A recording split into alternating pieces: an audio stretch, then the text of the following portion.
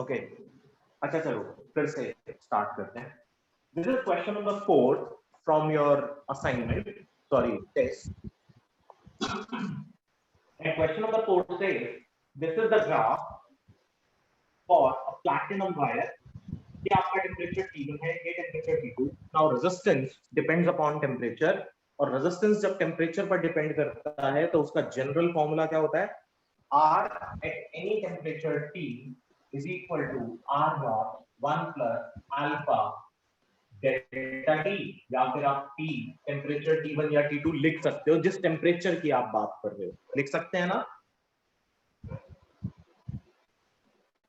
लिख सकते हैं. R at any temperature T1 ये होगा. R at any temperature T2 will be equal to R naught 1 plus alpha T2. यही होना चाहिए. तो आप R2 minus R1 को ऐसे लिखना चाहें तो लिख सकते हैं R naught 1 plus alpha T1 T2 minus T1 था, T2 minus R naught 1 plus alpha T2 is equal to, now tan 90 minus theta minus tan theta is cot theta minus tan theta. लिख सकते हैं? Yes sir. अच्छा, अब बेटा इसी relation में से R naught आपने बाहर निकाल दिया. This will be 1 plus alpha T2 minus of 1 minus alpha T1 is equal to cot theta को आप लिख सकते हो cos theta by sin theta minus sin theta by cos theta. लिख सकते हैं ना?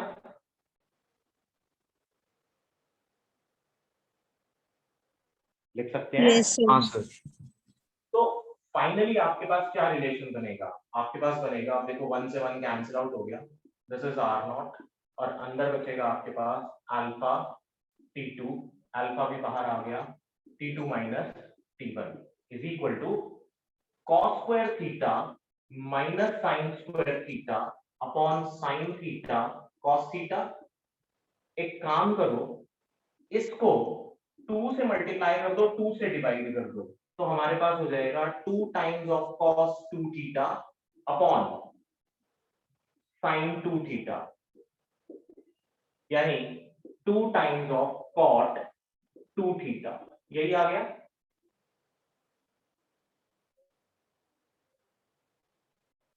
Yes sir.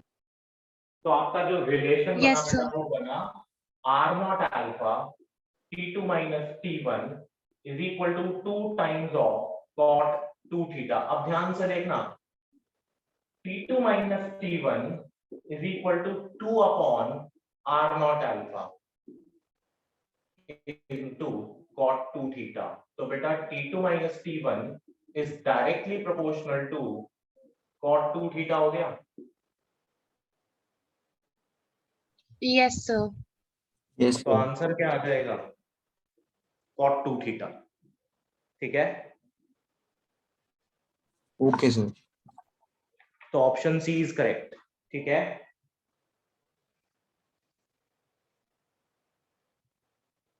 ठीक है बेटा. Yes sir, Yes. समझ आ गया. This is question number 4. अब ये बताओ क्वेश्चन नंबर 2, मैं बार बार कह रहा हूं क्वेश्चन नंबर 2, किसी को नहीं हुआ है किसी से तो मुझे अभी भी बता दो, सर करा दो ये वाला. क्योंकि क्वेश्चन नंबर 2 में कुछ ऐसा है जो कि मुझे लग रहा है कि आप में से कुछ बच्चों ने शायद वो कॉन्सेप्ट लगाया ही नहीं होगा. चलो क्वेश्चन नंबर 2 डिस्कस करते हैं. ये तो सबको क्लियर है ना? मेलिसा क्लियर है बेटा? Yes, sir.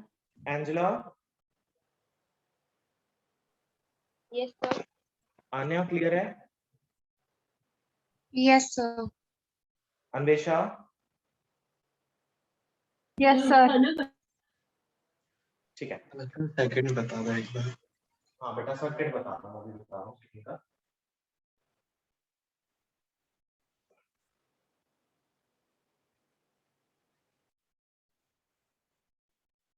देखो जी, क्वेश्चन नंबर 2. क्वेश्चन नंबर 2 में उसने एक रेजिस्टेंस ये ली, एक ये और एक रेजिस्टेंस यहां पर. ठीक है. ऐसे ही यहीं से एक रेजिस्टेंस और आया, इधर से एक रेजिस्टेंस और आया और इसको यहाँ ज्वाइन करा, यहाँ से एक रेजिस्टेंस और ऐसे, एंड एक रेजिस्टेंस उसने यहाँ लिया और यहाँ जोड़ दिया। अब इनकी वैल्यूज क्या है? 20, 30 एंड दिस वन इज 60 और ये हो गया 8 और 24 8। लेकिन साथ साथ उसने इस 8 ओम के अक्रॉस पोटेंशियल दिया है आपको 48 वोल्ट। ठीक है, 8 ओम के अक्रॉस उसने आपको पोटेंशियल दे दिया 48 वोल्ट्स और नीचे ये रेजिस्टेंस आपकी 1 ओम, ये आपका 3 ओम। लेट्स से कि ये दो पॉइंट्स हैं आपके पास ए और बी, और वो आपसे क्वेश्चन में पूछता है the value of potential difference across X and Y points. चलो ए और बी के बजाय एक्स एंड वाई, इसके अक्रॉस मुझे पोटेंशियल डिफरेंस बताना है। देखो क्या करो, सबसे पहला काम करो, इस सर्किट को सिंप्लीफाई कर लो। सिंप्लीफाई करना आसान है। अब अगर ये पॉइंट यहां नोड यहां ना जुड़ा होके यहां पर जुड़ा होता तो भी बात एक ही थी। ये कहीं पर भी हो इस पर्टिकुलर सर्किट में, इस वायर के अक्रॉस कहीं पर भी हो, कोई फर्क नहीं पड़ता। इट मींस कि ये तीनों आपस में पैरेलल में है। Yes, sir. अच्छा, तीनों अगर पैरेलल में है तो बेटा 20, 30 और 60 का पैरेलल कितना आएगा? 1/20, 1/30, 1/60. So 1/r parallel. So r parallel will be 60. तो बैक वो आ गया आपका LCM अपॉन ये हो जाएगा 3, ये हो जाएगा 2 और ये रहेगा 1. So this will be 10 ohms. ठीक है, Yes, sir. Yes, sir. तो यहाँ रेजिस्टेंस आ गया आपका 10 ohms. आगे देखो, ये भी दोनों पैरेलल में है। इन दोनों का पैरेलल कितना होगा? लेट्स से RP1 था, अब RP2 निकाल लो। 1/24, सॉरी आप इसको लिख लो सीधा सीधा, 24 into 8 अपॉन 24 plus 8. ठीक है, तो 24 into 8 अपॉन 32, 8 एकम 8, 8 चौक 32, 6 ohms आ गया। ठीक है, Yes, sir. अच्छा इस सर्किट को अब मैं सिंप्लीफाई करके ऐसा बना सकता हूं। देखो ये x है, x के बाद ये 3 ohms, ये कंबाइंड मेरे पास 10 ohms आ गया, 10 ohms, ये कंबाइंड मेरे पास 6 आ गया, 6 ohms, और ये 1 है, and this is your y। अब बेटा ध्यान से देखना, ये किसके अक्रॉस दे रखा है आपको? इन दो नोड्स के अक्रॉस ना, 48 वोल्ट्स। तो यहां पर आपको कितना दे रहा है? वो 48 वोल्ट्स दे रहा है। इसका मतलब क्या है कि 6 ओम के across in a given single straight wire there are 4 resistances, and out of these 4 resistances एक के अक्रॉस आपके पास कितना है? 48 वोल्ट्स है। तो यानी वोल्टेज पर ओम कितना है आपके पास? 48/6। 48/6 मतलब 8 वोल्ट पर ओम, यही वैल्यू आ रही है।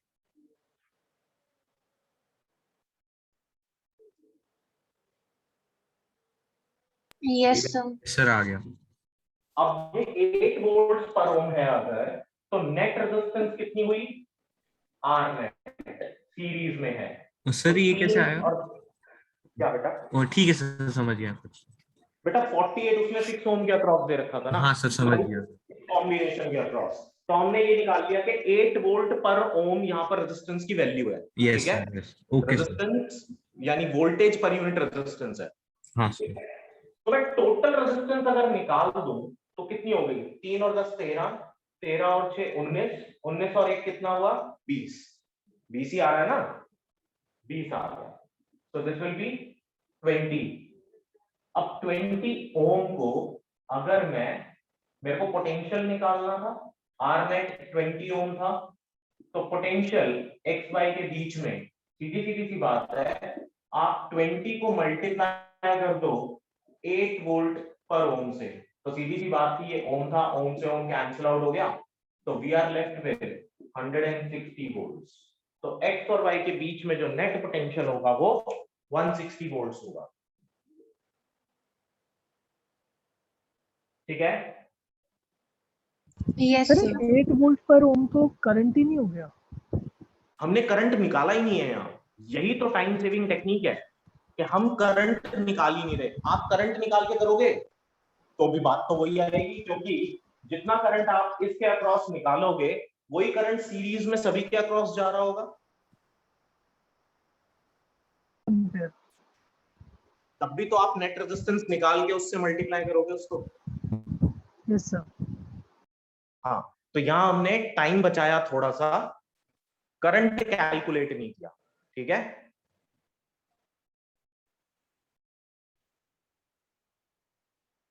ठीक है बेटा। यस सर, समझ यस आ sir. Yes, sir. Yes sir. वैसे भी वोल्टेज पर ओम होता क्या है, करंट ही तो होता है, is equal to V by R. Yes sir. ठीक है ना, हाँ सर, समझ आ गया। Yes, sir. अदरवाइज फिर आप समझ लो कि ये हमने करंट ही निकाला है यार। ठीक है, तो क्वेश्चन नंबर 2 और क्वेश्चन नंबर 4 सबको क्लियर है? Yes. अब बताओ नेक्स्ट क्वेश्चन कौन सा?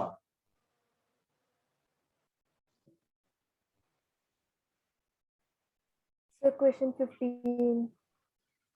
कौन सा बेटा? Question 15.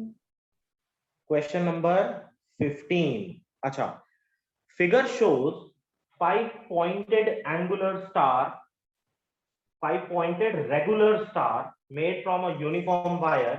The resistance of fj arm is, अच्छा हमें fj arm की रेजिस्टेंस निकालनी है, cos 72 डिग्री की वैल्यू दे रखी है हमको। ठीक है, अच्छा अगर उसने कहा कि 5 pointed regular star made from a uniform wire, अच्छा अब यूनिफॉर्म वायर है और एफ जे आर्म की आप रेजिस्टेंस निकालना चाहते हो, तो अब आप देखो एफ जे, ठीक है, ट्राई करते हैं। क्वेश्चन नंबर 15, सिर्फ उतना ही पार्ट यूज कर रहा हूं मैं यहाँ पे, पूरी फिगर नहीं बना रहा।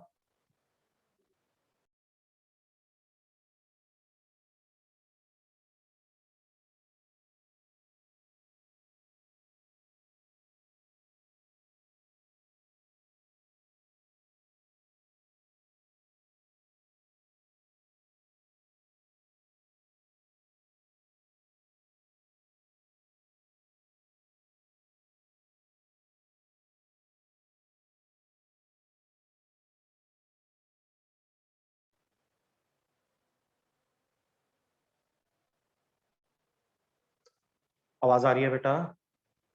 Yes, sir. अच्छा यस देखो, सर। हमें एफ जे आर्म की रेजिस्टेंस निकालनी है। ये एंगल मुझे 72 डिग्री दिया हुआ है, मैंने सिर्फ स्टार का इतना वाला पार्ट ही यूज करा है यहाँ पर, जिसमें कि मेरे को रेजिस्टेंस निकालनी है। वैसे उसने हर आर्म की रेजिस्टेंस यहाँ पर 1 ओम दे रखी है।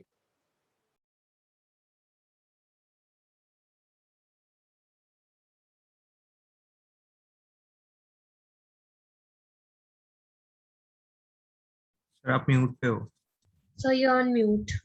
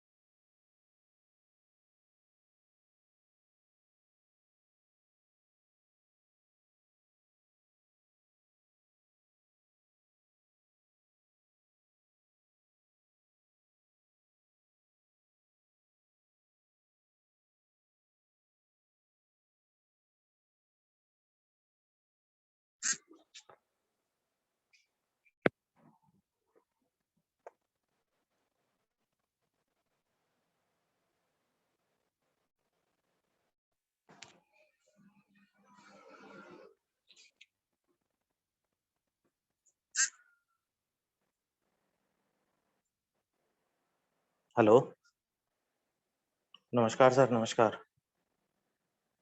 बस ठीक ठाक सर। हाँ, ठीक है।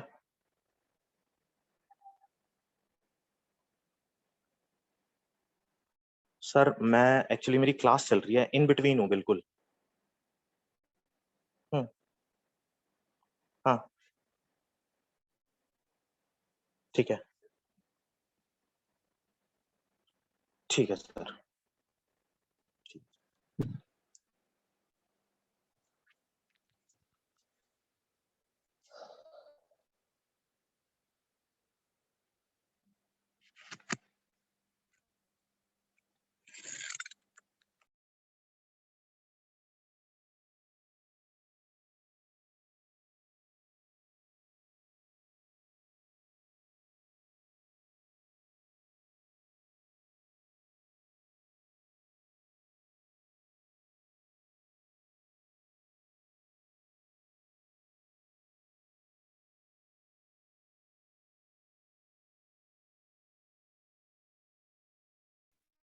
सर आपका माइक ऑफ है।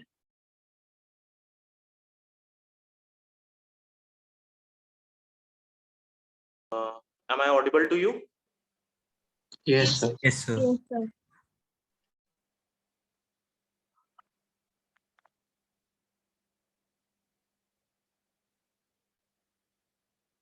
आवाज आ रही है आप लोगों को?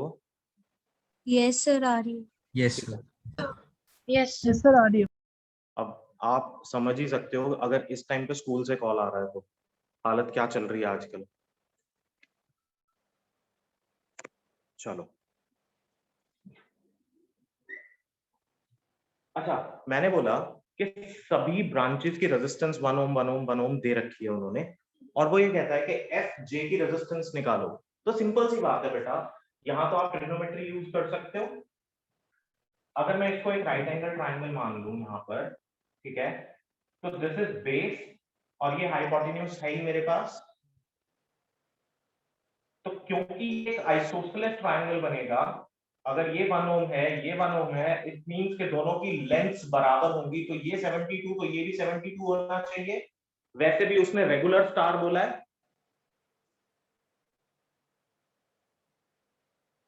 ठीक है। Yes. Yes, sir. Yes, sir.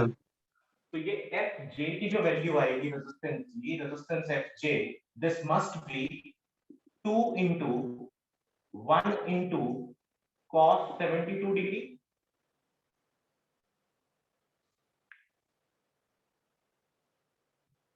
बेटा 2 मैंने इसलिए लिया कि इसकी वैल्यू, इस पॉइंट को अगर लेट से कि मैं कुछ x मान लूं, तो x j का ट्वाइस एफ जे होगा ना। Yes, sir. Yes, तो sir. अगर आप यहाँ एक्स जे कैलकुलेट करते तो एक्स जे आपके पास क्या होता, वैसे भी cos 72 की वैल्यू यहाँ पर क्या होती, cos 72 degree will be equal to base upon hypotenuse, यानी एक्स जे अपॉन 1। तो एक्स जे की वैल्यू 1 into 72 आनी थी, तो आर एफ जे कितना हो जाएगा, 2 into 1 into cos 72, ठीक है। Yes, sir. Yes, sir. सबको क्लियर है? तमन्ना, ये वाला कॉन्सेप्ट क्लियर है बच्चे? यस सर ही क्लियर। आर्यन, Sir, clear है. Abhimanyu, Yes, sir. आशी, Excuse me, sir. I got हाँ। disconnected because of network issues. Can you please explain this question again? देखो, स्टार का ये वो वाला पार्ट है जिस पार्ट में उसने कहा आप एफ जे ब्रांच की रेजिस्टेंस बता दो। तो दिस इज एफ जे। हमने क्या किया, अगर ये 1 ओम है और ये 1 ओम है, तो इट मींस इस लेंथ और इस लेंथ को हम इक्वल मान सकते हैं, क्योंकि रेजिस्टेंस इक्वल है, यूनिफॉर्म वायर थी। Yes, sir. यूनिफॉर्म वायर है, इट मींस के क्रॉस सेक्शन में कोई चेंज नहीं आएगा, इट मींस के लेंथ भी इक्वल होगी, तभी उस केस के अंदर this part of the wire will be equal to this part of the wire in terms of resistance. Yes, sir. तो ये क्या बनाएगा, एक आइसोसेलेस ट्रायंगल बनाएगा, ठीक है। Yes, sir. तो ये क्या होगा, ऑल्टीट्यूड होगा आइसोसेलेस ट्रायंगल का। तो इस राइट एंगल ट्रायंगल में एक्स जे की वैल्यू हम निकाल सकते हैं, which will be equal to 1 into cos 72। तो एफ जे कितना हो जाएगा, twice of 1 into cos 72। Yes, sir. ठीक है, नेक्स्ट बताओ बेटा, कौन सा क्वेश्चन नहीं हुआ?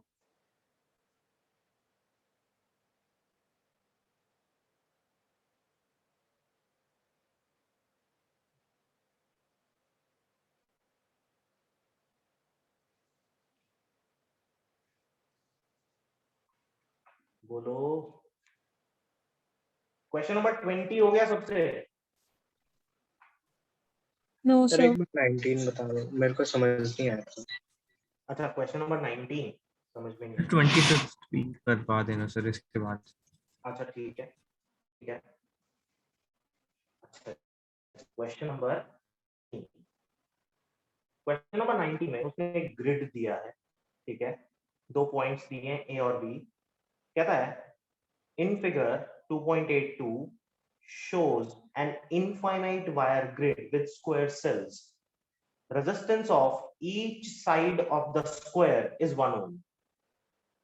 The resistance between AB is, अगर each side of the square is 1 ohm, तो resistance between AB हमें निकालना है। तो हम कैसे निकालें?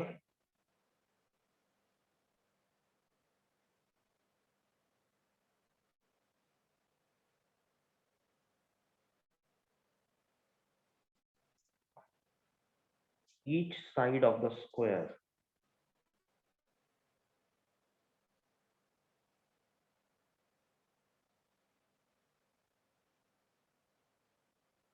तो रेजिस्टेंस बिटवीन ए बी निकालना है मुझे। यानी ये 2 पॉइंट्स दे दिए, यहां से मैं 2 नोड्स बाहर निकालूं तो मुझे ए बी निकालना होगा।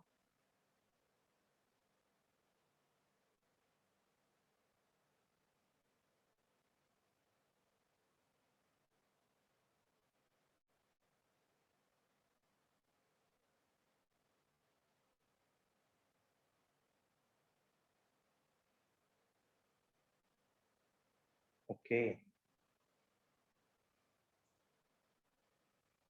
अच्छा चलो ट्राई करते हैं।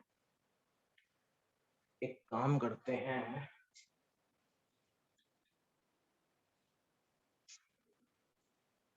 Question number 19।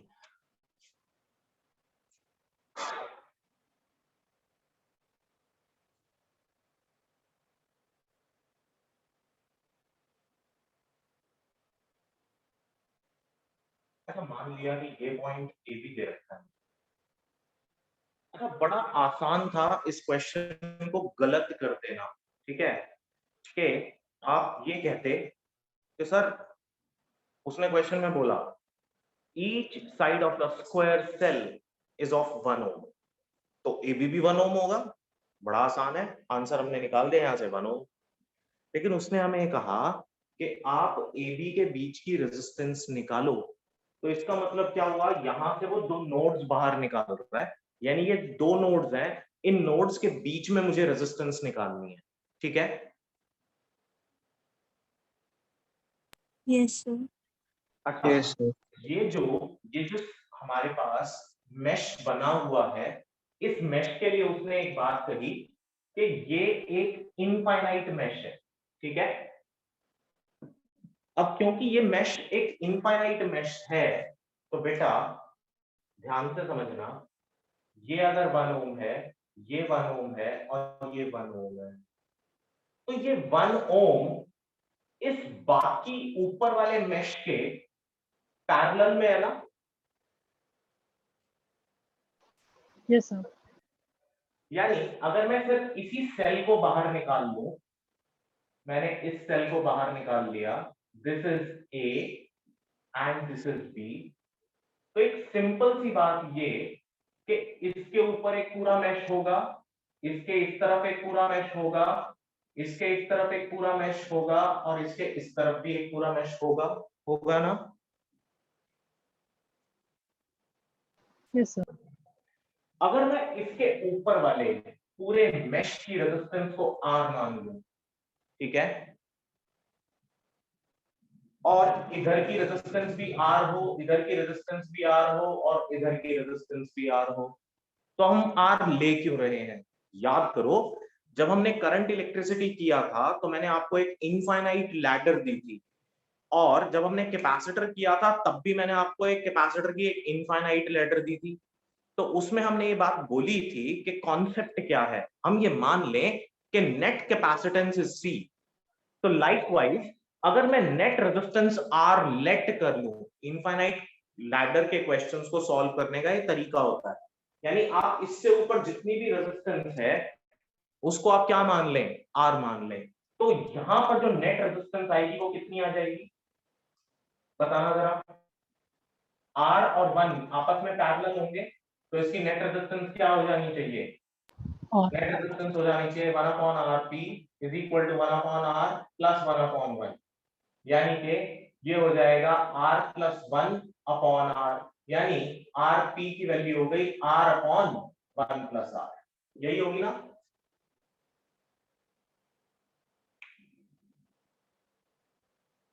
यही होगा बेटा। Yes, sir. So this will also be R/1 plus R, और ये भी आपका R/1 प्लस R होगा। इतना कॉन्सेप्ट सबको क्लियर है? Yes sir. ठीक है, अब एक सिंपल सी बात है कि मुझे AB की नेट रेजिस्टेंस निकालनी है, AB के बीच की, ठीक। तो अगर मैं ये मान लूं कि ये मेरा 1 था सिर्फ, ठीक है, तो अब इस नेट सर्किट के अंदर ये और ये तीनों सीरीज में हो जाएंगे और इसके साथ पैरेलल आएगा। Yes, sir. बेटा नेट सर्किट यही बन गया ना आपका, ए बी, यहां पर 1, ये हो गया, this is R/1 plus R, this is R/1 plus R, and this one is also R/1 plus R, और ये 1 ओम था ये आपके पास। अब क्योंकि आप AB को यूज कर रहे हो, AB के अक्रॉस आपको बताना है, ठीक है, तो लेकिन उसने ये बोल ही रखा है कि AB के बीच में तो 1 है, लेकिन हमने नोड बाहर निकाल लिया तो मुझे पूरा सर्किट देखना है, तो उस केस में सिर्फ इसको मैं 1 छोड़ूंगा, बाकी सबको मैंने R/1 plus R, R/1 plus R और R/1 प्लस R ले लिया। इट मींस यहां पर ये वाला जो पार्ट है, this is an open circuit, ये तो अभी ओपन सर्किट है, जब तक मैं इसको शॉर्ट नहीं करूंगा तब तक इसके बीच की रेजिस्टेंस निकलेगी नहीं, है ना। और रेजिस्टेंस निकालने के लिए मुझे AB को किसी एक सोर्स के साथ तो कनेक्ट करना ही पड़ेगा, बिना सोर्स के साथ कनेक्ट करे नेट रेजिस्टेंस आएगी नहीं, ठीक है।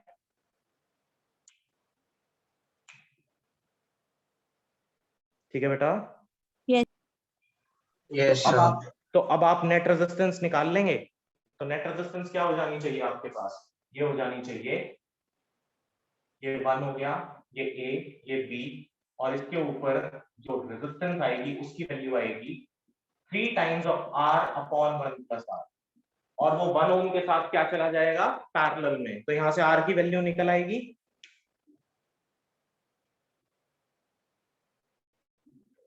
Yes, sir. सॉल्व कर लो, R की वैल्यू आ जाएगी। तो कॉन्सेप्ट क्या कहता है? इनफाइनाइट रेजिस्टेंस वाला कॉन्सेप्ट यहां आपने अप्लाई करना है, और इनफाइनाइट रेजिस्टेंस वाला कॉन्सेप्ट ये था कि आपको बेटा इसके बाहर कितनी रेजिस्टेंस और ऑफर करेगा पूरा मेश, इसके बाहर कितना करेगा, इसके बाहर कितना करेगा, और इससे तो आपको निकालना ही, ठीक है। क्लियर है?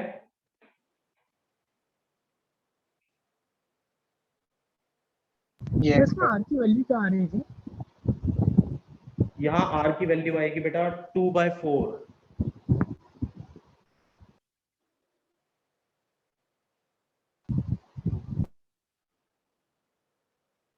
R की वैल्यू आएगी 2/4,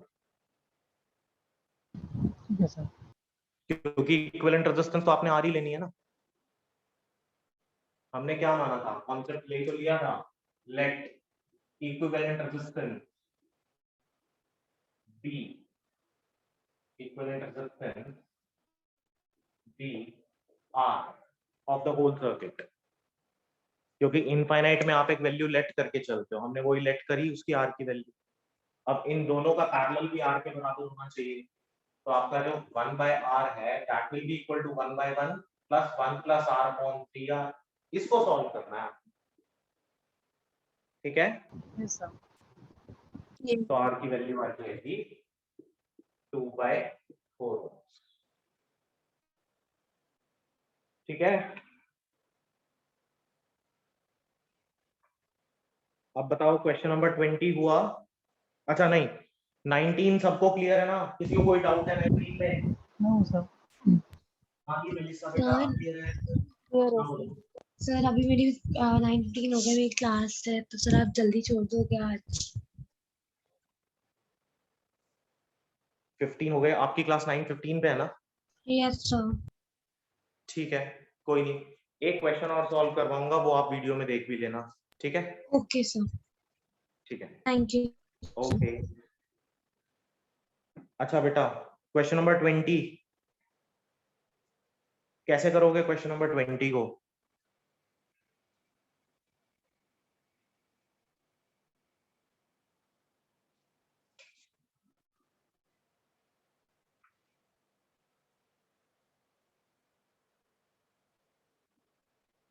बोलो, क्वेश्चन नंबर 20 को कैसे अप्रोच करोगे बेटा?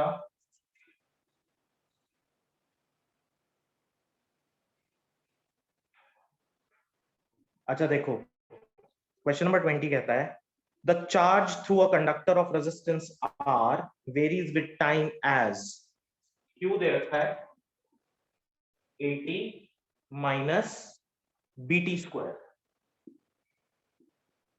Q is equal to 80 minus BT square, where A and B are positive constants. The heat produced in the conductor is, आपको हीट निकालनी है। अच्छा हीट कैसे निकालेंगे? क्लास 10th में आपने एक रिलेशन पढ़ा होगा हीट का, H is equals to I square RT, पढ़ा है? Yes, sir. है ना? हाँ sir. ठीक है, तो बेटा Q उसने आपको दे रखा है, आप Q को क्या लिख सकते हो? Q is equals to IT या dq is equals to I dt लिखा जा सकता है।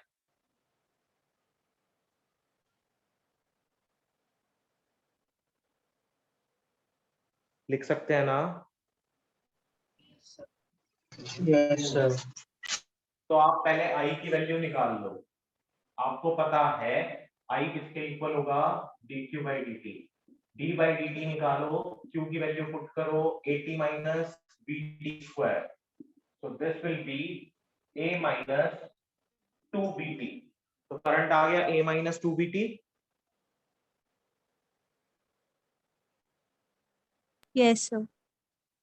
ठीक है, तो heat H is equals to I square RT, अगर मैं इसको इंटीग्रेट कर दूं dt के रिस्पेक्ट में, तो मेरी टाइम की लिमिट्स क्या होनी चाहिए? टाइम की लिमिट्स निकालने के लिए अगर मैं करंट को 0 मान लूं तो टाइम की लिमिट्स निकल सकती हैं यहां से। Let I is equal to 0, तो a minus 2bt is equal to 0, a is equals to 2bt, तो टाइम की वैल्यू क्या हो गई? a अपॉन 2b, है ना? तो मिनिमम करंट 0 होगा, मिनिमम करंट कितना होगा? 0, और टाइम मैक्सिमम कितना होगा? a बाय 2b, तो आप यहां पर करंट की लिमिट 0 से लेके a बाय, करंट क्या है, टाइम की लिमिट 0 से लेके a बाय 2b पुट कर सकते हो। Yes, sir. Yes, sir. तो I की वैल्यू आपने निकाल ली थी बेटा, तो 0 से लेके a बाय 2b, तो a minus 2bt whole square, R is the resistance and bt is your time। Integrate कर दो, you will have the relation। आपका आंसर आएगा a cube r upon 6b. a cube r upon 6b will be the final answer.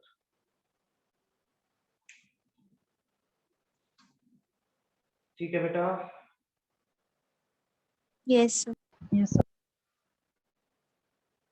अब हमने ऐसा किया क्यों, approach क्या थी, अप्रोच समझो बेटा, उसने आपको क्यू दे रखा है, यानी चार्ज दिया हुआ है उसने आपको, और आपको क्या निकालने के लिए बोल रहा है, हीट निकालने के लिए बोल रहा है। तो आपको पहले हीट का फॉर्मूला क्लियर होना चाहिए कि हीट का फॉर्मूला क्या होता है।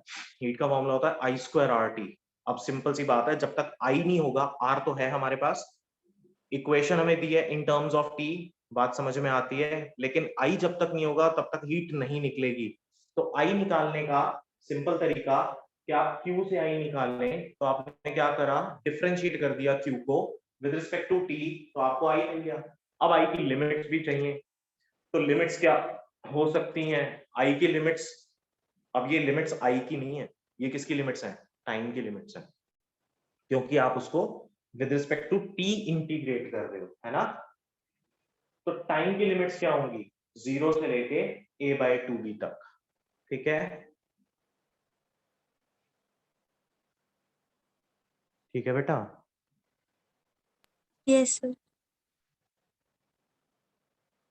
तो question number 20 is clear to all of you. Yes, sir. Mahi और मेलिसा बेटा क्लियर है, Yes, sir. Yes, sir. Anvesha, Yes, sir.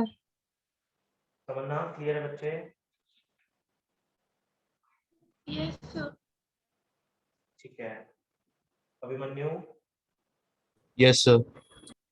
अब बताओ और कौन सा क्वेश्चन है जो नहीं आया। 25th. So उसमें 3 parts वो कैसे है वो पता नहीं.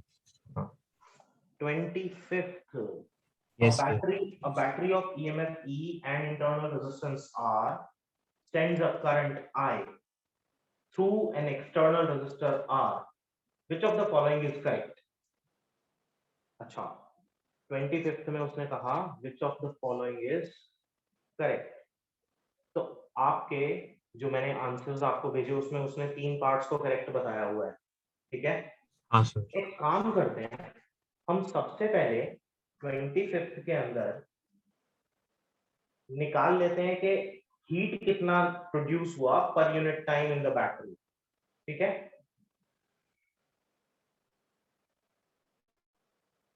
और हीट कितना प्रोड्यूस हुआ Okay, पर sir. Unit time in resistance. उसने हमें कहा 3 ऑप्शंस हैं, the battery supplies EI power, अगर बैटरी का EMF E हो, इंटरनल रेजिस्टेंस R हो, and it sends a current I through an external resistance R। पहले तो सर्किट बना लो, ठीक है। इसका सर्किट बनाएं अगर, a battery of EMF E with internal resistance R, मैंने इंटरनल रेजिस्टेंस यहाँ डाल दी और ये डाला एक्सटर्नल रेजिस्टेंस कैपिटल R, और यहाँ से कुछ करंट I रिलीज होता है EMF E। तो रिलेशन क्या बना, रिलेशन बनेगा E is equal to I into R plus I into small r, ये रिलेशन होना चाहिए,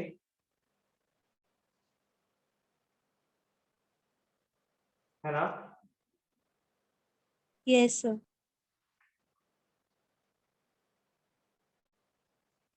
अब हीट प्रोड्यूस के लिए उसने तीन ऑप्शंस जो दिए हैं हमें, 4 ऑप्शंस, इसके अंदर वो हर जगह पे हीट प्रोड्यूस्ड की बात कर रहा है, ठीक है, एटलीस्ट 3 में तो कर ही रहा है। वो कहता है heat produced in the battery eight the rate. तो अगर मैं heat produced in the battery eight the rate का मतलब क्या हुआ, हीट पर यूनिट टाइम कैलकुलेट करने को कह रहा है। अब हीट का फॉर्मूला क्या होता है, हीट का फॉर्मूला होता है H is equals to I square RT। तो H by T की वैल्यू बेटा क्या हो गई, I square R, यहां से I की वैल्यू निकालो तो ये हो जाएगा I into R plus R, तो ये हो जाएगा E upon R plus R।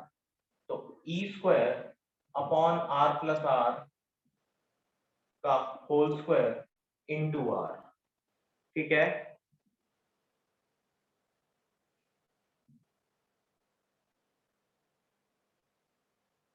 यही होगा ना? Yes sir. अच्छा, heat produced per unit time in the battery बोला उसने इन द बैटरी जब कह रहा है तो यहाँ पर सिर्फ हम रेजिस्टेंस की टर्म्स में बात करेंगे, स्मॉल आर की टर्म्स में, तो आप इसको स्मॉल आर की टर्म्स में बात करो, ठीक है। आप इसको ऐसा भी लिख सकते हो, अगर मैं लिखने की कोशिश करूं तो, और करके h/t is equal to I into R लिख सकते हैं।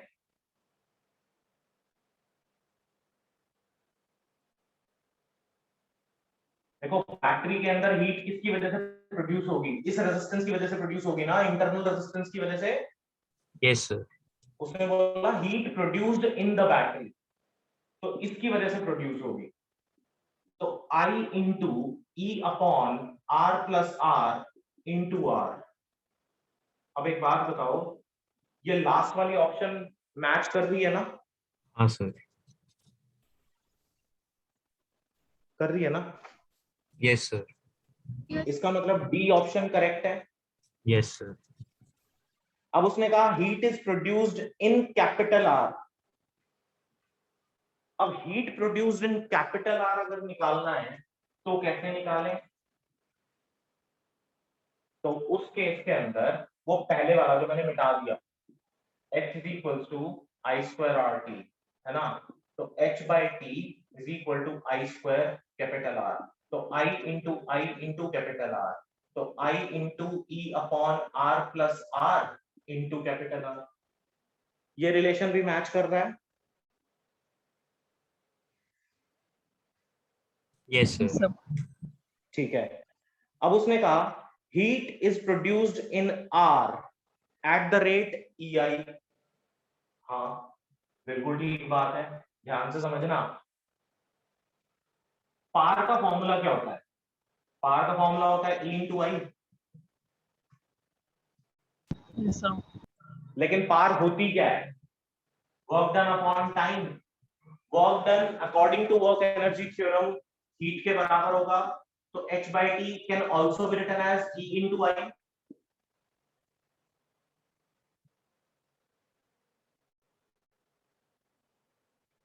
Yes sir. लिख सकते हैं ना? Yes sir. हाँ सर। लेकिन ऊपर वाले को ध्यान से देखो, ऊपर वाले में जो हीट पर यूनिट टाइम हमने कैलकुलेट करा वो इसके साथ मैच नहीं कर रहा।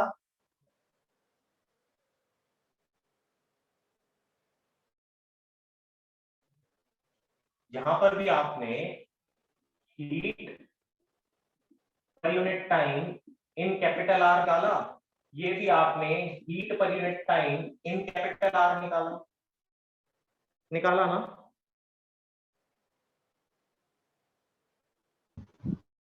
Yes sir. Yes sir. ये आप कब निकालते हो? ये आप तब निकालते हो जब आप ये मान के चलते हो कि इंटरनल रेजिस्टेंस एग्जिस्ट नहीं कर रही, इंटरनल रेजिस्टेंस 0 है, लेकिन सर्किट में इंटरनल रेजिस्टेंस तो देती है। तो दिस इज रॉन्ग। तो आपका बी पार्ट गलत है। तो आपका ए ठीक है, सी ठीक है और डी ठीक है। ठीक है बेटा? यस सर, समझ आ गया। So this was question number 25, 19th ये था। बाकी भी ट्राई करना बेटा, और जो नहीं होंगे वो नेक्स्ट टाइम देखते हैं। सो नेक्स्ट टाइम क्लास 8:10 पे शुरू होगी, ठीक है? Okay. Okay sir. Okay sir. Thank you. Thank you sir. Thank you sir. Okay बेटा।